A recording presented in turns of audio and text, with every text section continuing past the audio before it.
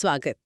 आज की हमारी पड़ताल में ना कई अहम और काफी सोचने वाले स्रोत हैं हमारे पास। ये सब मिलकर सितंबर 2025 की शुरुआत की एक मिली-जुली सी तस्वीर दिखा रहे हैं। हाँ, मतलब डिप्लोमेसी में कुछ तनाव है, देश के अंदर पॉलिसी बदल रही है, नई डिफेंस टेक की बात हो रही है और इकोनॉमी पर भी दबाव साफ दिख रहा है। बिल्कुल।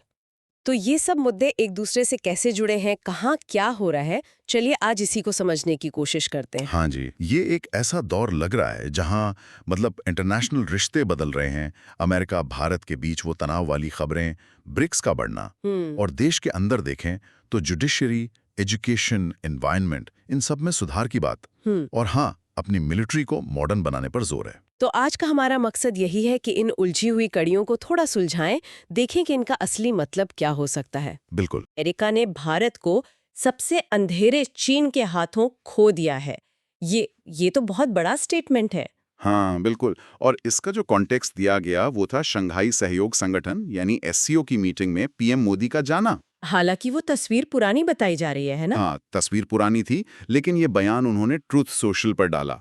और इसी के साथ एक और बड़ी खबर आई कि भारत रूस से कच्चा तेल खरीद रहा है, इसलिए भारत से आने वाले सामान पर 50% का भारी भरकम टैरिफ लगेगा। 50%? जी, 50%, ये बहुत ज्यादा है। और फिर अमेरिकी कॉमर्स सेक्रेटरी हॉवर्ड लुटनिक का भी बयान आया कि भारत ब्रिक्स का हिस्सा बनना बंद करे और साइड चुने अमेरिका या चीन।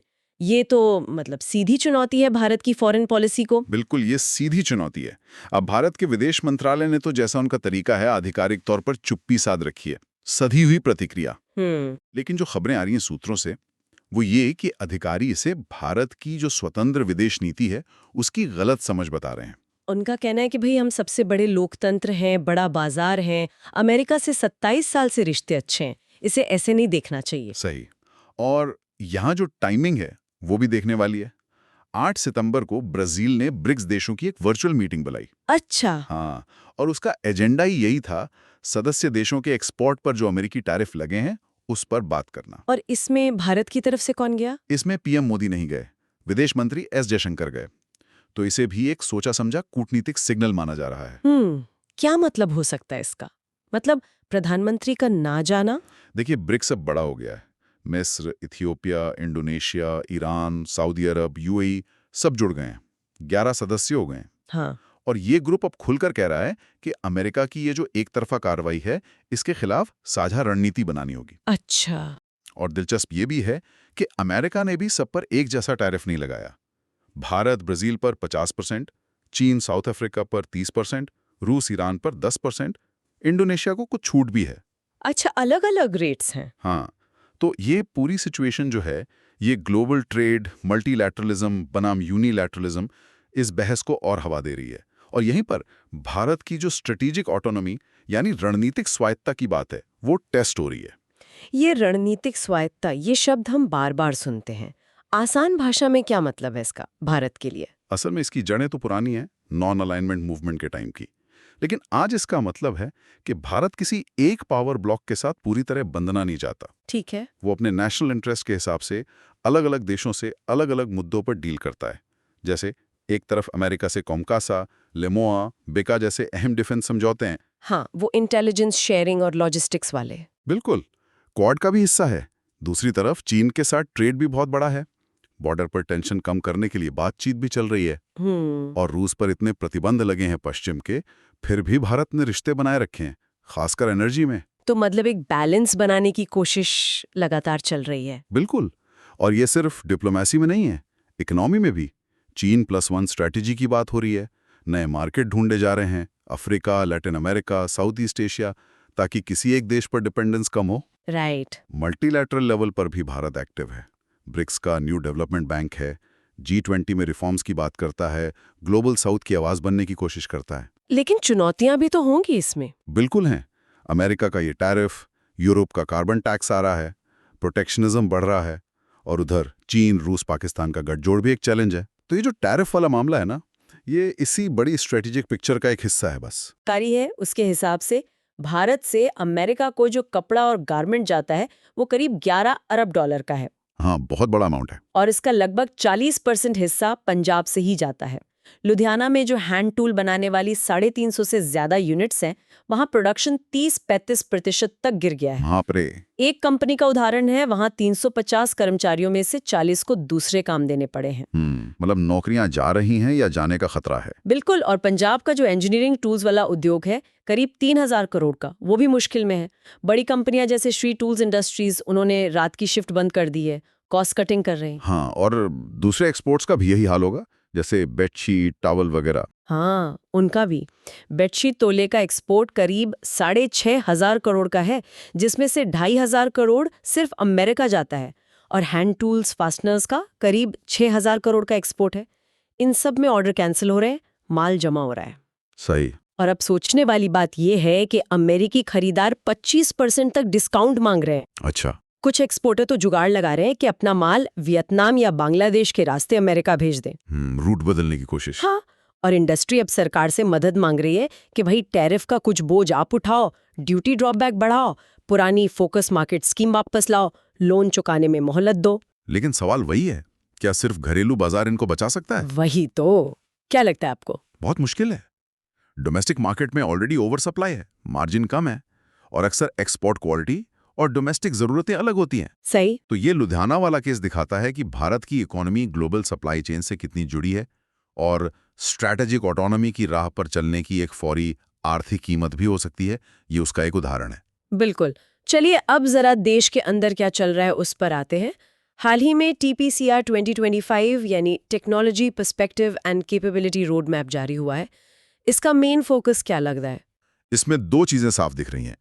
एक, अपना न्यूक्लियर डिटरेंस मतलब परमाणु हमले से रोकने की जो क्षमता है उसे और मॉडर्न बनाना, और दूसरा ड्रोन वॉरफेयर मतलब ड्रोन से लड़ाई की जो कैपेबिलिटी है उसमें एक बड़ी छलांग लगाना। अच्छा, क्या क्या है इसमें खास न्यूक्लियर वाले में? न्यूक्लियर में देखिए, SLBMs की बात है, सबमरीन लॉन्च्ड बैलिस्टिक मिसाइल। इसके लिए K सीरीज पनडुब्बियों को अपग्रेड करना है, और जो अपनी स्वदेशी अरिहंत क्लास की न्यूक्लियर सबमरीन्स है उनका प्रोडक्शन जारी रखना है। यानी समुद्र के नीचे से भी न्यूक्लियर स्ट्राइक की गारंटी? बिल्कुल, सेकेंड स्ट्राइक कैपेबिलिटी। और जमीन से जो अग्नि 5 मिसाइल है उसके MRF वर्जन पर काम चल रहा है। MRV मतलब एक ही मिसाइल कई सारे वॉरहेड ले जा सकती है, और हर वॉरहेड अलग अलग टारगेट पे जा सकता है। Multiple independently targetable re entry vehicle. इससे दुश्मन की मिसाइल डिफेंस को बीट करना बहुत मुश्किल हो जाता है। समझ गए। और क्या है इसमें? और हैं secure mobile command post vehicles, satellite communication को और सिक्योर बनाना, क्वांटम कंप्यूटिंग से भविष्य में जो खतरा हो सकता है उससे बचाने वाली एन्क्रिप्शन टेक्निक, और न्यूक्लियर हथियारों की सेफ्टी के लिए भी mobile radiation detection units, decontamination units, ये सब। और ड्रोन्स पर तो काफी जोर है लगता है। हाँ, बहुत ज्यादा। इसमें हेल UAVs हैं, हाई एल्टीट्यूड लॉन्ग एंड्योरेंस, मतलब ऐसे ड्रोन्स जो बहुत ऊंचाई पर 60,000 फीट से भी ऊपर उड़ें। अच्छा। और 24 घंटे से भी ज्यादा हवा में रहें, स्टेल्थ फीचर हो, चुपके से निगरानी या हमला कर सकें। सोलर पावर्ड भी हो सकते हैं, और इनमें अलग अलग पेलोड लग सकते हैं, कैमरे, हथियार, जैमर्स वगैरह। और वो झुंड में हमला करने वाले ड्रोन्स? हाँ, स्वॉर्म ड्रोन्स और लॉइटरिंग म्यूनिशंस यानी सुसाइड ड्रोन्स। ये AI की मदद से खुद टारगेट ढूंढकर उसे तबाह कर सकेंगे। जमीन के लिए भी कुछ है? हाँ, अनमैन्ड ग्राउंड व्हीकल जो खतरनाक CBRN यानी केमिकल, बायोलॉजिकल, रेडियोलॉजिकल, न्यूक्लियर वाले इलाकों में जाकर रेकी कर सकें। और दुश्मन के ड्रोन से बचने के लिए jamming technology, multilayered air defence, ये सब भी हैं। और इन सब में आत्मनिर्भर भारत का कितना रोल है? बहुत अहम। रोड मैप में साफ लिखा है कि सरकारी कंपनियों यानी DPSUs के साथ साथ प्राइवेट फर्म्स को भी मेक इन इंडिया के तहत लाना है।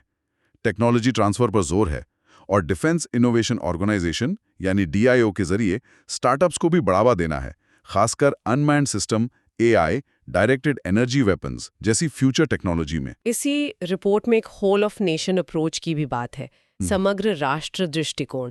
इसका क्या मतलब हुआ? इसका मतलब है कि देश की सुरक्षा सिर्फ सेना की जिम्मेदारी नहीं बल्कि पूरे राष्ट्र की है। इसमें army, navy, air force, strategic forces command, सबके बीच बेहतर कोऑर्डिनेशन चाहिए, जॉइंट ट्रेनिंग हो, ताकि ड्रोन नेटवर्क और न्यूक्लियर कैपेबिलिटी का इंटीग्रेटेड इस्तेमाल हो सके। और सिविलियन एजेंसी और मिलिट्री के बीच भी तालमेल, जैसे कोई CBRN आपदा आ जाए तो मिलकर काम करें, साइबर डिफेंस की एक्सरसाइज साथ में करें, ऐसी सप्लाई चेन बनाएं जो सिविलियन और मिलिट्री दोनों के काम आए। भविष्य में स्पेस, साइबर, ड्रोन, इन सबको ट्रेडिशनल और न्यूक्लियर दोनों तरह की लड़ाई के लिए तैयार करना है। सुनने में तो ये बहुत ही महत्वाकांक्षी लग रहा है। लेकिन क्या ये समग्र राष्ट्र वाला आइडिया प्रैक्टिकल है? मतलब क्या ये वाकई जमीन पर उतर पाएगा? हम देखते आए हैं कि अलग अलग विंग्स में कोऑर्डिनेशन की अपनी चुनौतियां रही हैं। सवाल बिल्कुल जायज है। रोड मैप एम्बिशियस तो है, लेकिन इसको हकीकत बनाने के लिए लगातार पॉलिटिकल विल, रिसोर्सेज और सबसे जरूरी एक कल्चरल शिफ्ट चाहिए होगा, मिलिट्री और सिविलियन ब्यूरोक्रेसी दोनों में। देखना होगा कि ये प्लान भारत की स्ट्रेटेजिक ऑटोनॉमी और जो बाहर से प्रेशर आ रहे हैं उनके बीच कैसे फिट बैठता है। चलिए अब शासन से जुड़े कुछ और मामलों पर आते हैं। जजों के खुद को किसी केस से अलग करने, जिसे रिक्यूजल कहते हैं, उस पर हाल में कुछ अजीब सी बातें हुई हैं। हाँ, क्या हुआ है? एक तरफ सुप्रीम कोर्ट में जस्टिस MM सुंदरेश हैं। वो एक एक्टिविस्ट सुरेंद्र गडिलिंग की जमानत याचिका सुन रहे थे सुरजागढ़ आयरन ओर माइन वाले केस में। 13 बार केस टालने के बाद उन्होंने अचानक खुद को अलग कर लिया और ऑर्डर में कोई कारण भी नहीं बताया। अच्छा, बिना कारण बताए? हाँ, और दूसरी तरफ national company law appellate tribunal NCLAT में जस्टिस शरद कुमार शर्मा ने बाकायदा ऑर्डर में लिखवाया कि जुडिशरी के ही एक सीनियर मेंबर ने उन पर एक केस में फेवर करने के लिए दबाव डाला था। ओह, ये तो गंभीर बात है। और ऐसा ही मध्य प्रदेश हाईकोर्ट में हुआ। जस्टिस विशाल मिश्रा ने नोट किया कि एक रूलिंग पार्टी के MLA ने उनसे संपर्क करने की कोशिश की। तो सवाल ये है कि रिक्यूजल का कारण बताने में इतना फर्क क्यों है? कोई यूनिफॉर्म रूल क्यों नहीं है? यही असल मुद्दा है। भारत में जजों की रिक्यूजल के लिए कोई साफ लिखित नियम नहीं है। ये जज के अपने विवेक पर या जो परंपरा चली आ रही है उस पर निर्भर करता है। और यहीं पर जस्टिस कुरियन जोसेफ की वो बात याद आती है जो उन्होंने NJAC वाले केस में कही थी, justice must not only be done but must also be seen to be done. Transparency बहुत जरूरी है। और इसी पारदर्शिता और सुधार की जरूरत एक और जगह महसूस हो रही है, यूनिवर्सिटीज में चांसलर की नियुक्ति। अभी ज्यादातर राज्यों में क्या होता है कि गवर्नर ही एक्स ऑफिशियो चांसलर होते हैं। हाँ, उन्हीं के पास वाइस चांसलर VC अपॉइंट करने से लेकर यूनिवर्सिटी रूल्स अप्रूव करने तक की पावर होती है। लेकिन इस पर काफी क्रिटिसिज्म भी होता है ना, कि ये राजनीतिक दखलंदाजी है, यूनिवर्सिटी की ऑटोनॉमी कम होती है। बिल्कुल, और खुद सुप्रीम कोर्ट ने भी कई बार कहा है कि चांसलर अपनी पावर का इस्तेमाल मनमाने ढंग से नहीं कर सकते। अगर दुनिया में देखें तो UK में चांसलर का पद अक्सर सेरेमोनियल होता है, असली पावर VC के पास। अच्छा। अमेरिका में बोर्ड ऑफ रीजेंट्स होते हैं, वो यूनिवर्सिटी प्रेसिडेंट चुनते हैं। ऑस्ट्रेलिया, कनाडा में भी चांसलर अक्सर अनुभवी एकेडमिक्स होते हैं। तो भारत में क्या मांग उठ रही है? क्या बदलाव चाहते हैं लोग? यहाँ कई academics, UGC, teachers association, student bodies और कुछ स्टेट एजुकेशन मिनिस्टर्स भी कह रहे हैं कि अब ये सिस्टम बदलना चाहिए। सुझाव यह है कि चांसलर कोई जाना माना प्रतिष्ठित शिक्षाविद होना चाहिए। इससे क्या फायदे होंगे? फायदे कई हो सकते हैं। एकेडमिक माहौल अच्छा होगा, मेरिट पर VC अपॉइंट होंगे, यूनिवर्सिटी की रेप्यूटेशन बढ़ेगी, क्राइसिस के टाइम शायद बेहतर लीडरशिप मिले। लेकिन ये बदलाव करना आसान तो नहीं होगा। नहीं, चुनौतियां हैं। राज्यों के यूनिवर्सिटी एक्ट बदलने पड़ेंगे। चांसलर के लिए एलिजिबिलिटी क्राइटेरिया क्या होगा, ये तय करना होगा। चांसलर और VC की भूमिकाओं में बैलेंस कैसे बनेगा? और सबसे बड़ी बात, सभी स्टेक होल्डर्स, राज्य सरकारें, एकेडमिक कम्युनिटी, इनके बीच आम सहमति बनानी होगी। तो रास्ता क्या हो सकता है? एक रास्ता ये हो सकता है कि पहले एक मॉडल लॉ बने, फिर कुछ राज्यों में पायलट बेसिस पर लागू करें, देखें कैसा चलता है, फिर नेशनल लेवल पर सोचें। ठीक है। और आखिर में एक और जरूरी बदलाव है एनवायरनमेंट ऑडिट को लेकर। 30 अगस्त को नए पर्यावरण ऑडिट नियम 2025 नोटिफाई हुए हैं।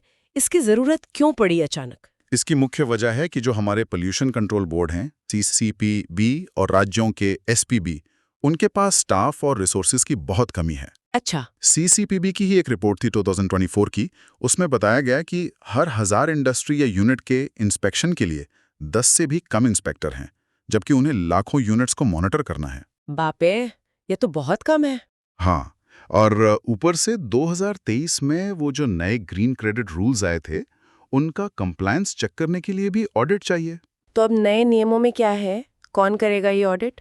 सबसे बड़ा चेंज यही है कि अब सरकार से मान्यता प्राप्त प्राइवेट एजेंसियों को भी एनवायरनमेंट ऑडिट करने की परमिशन मिल गई है। Private agencies? हाँ, इनको 2 कैटेगरी में बांटा है। कैटेगरी ए वाले जो ऑडिटर हैं वो पोल्यूशन कंट्रोल और EIA यानी एनवायरमेंट इम्पैक्ट असेसमेंट का ऑडिट करेंगे, और कैटेगरी बी वाले ग्रीन क्रेडिट जैसे पेड़ लगाना, पानी बचाना और कार्बन एमिशन का ऑडिट करेंगे।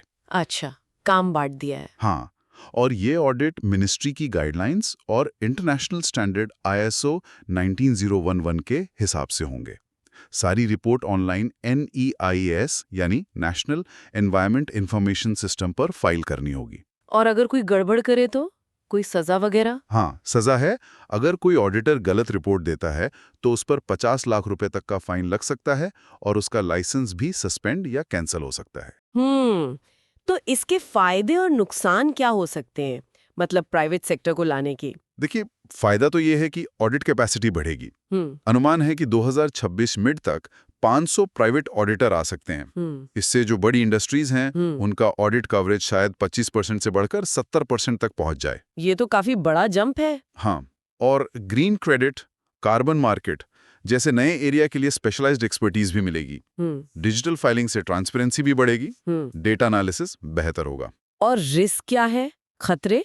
सबसे बड़ा खतरा है कॉन्फ्लिक्ट ऑफ इंटरेस्ट का। मतलब जो कंपनी ऑडिटर को पैसा दे रही है, हाँ। क्या ऑडिटर उसके खिलाफ सख्ती दिखा पाएगा? हाँ, ये तो है। दूसरा, क्या CCPB और SPCB के पास इतनी कैपेसिटी है कि वो इन प्राइवेट ऑडिट रिपोर्ट्स को ठीक से वेरीफाई कर सकें? कहीं ऐसा ना हो कि बस खाना पूर्ति हो जाए। और छोटे उद्योगों का क्या, गांव देहात की इंडस्ट्रीज? बिल्कुल, कहीं वो पीछे ना छूट जाएं।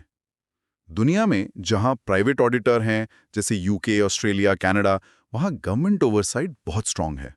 तो भारत में भी जरूरत है कि CPBS, PCB की अपनी इंस्पेक्शन टीम मजबूत हो, auditor rotation, conflict of interest रोकने के कड़े नियम हो, रूरल और MSME कवरेज का ध्यान रखा जाए, और ऑडिट क्वालिटी पर नजर रखने के लिए शायद कोई इंडिपेंडेंट बॉडी बने।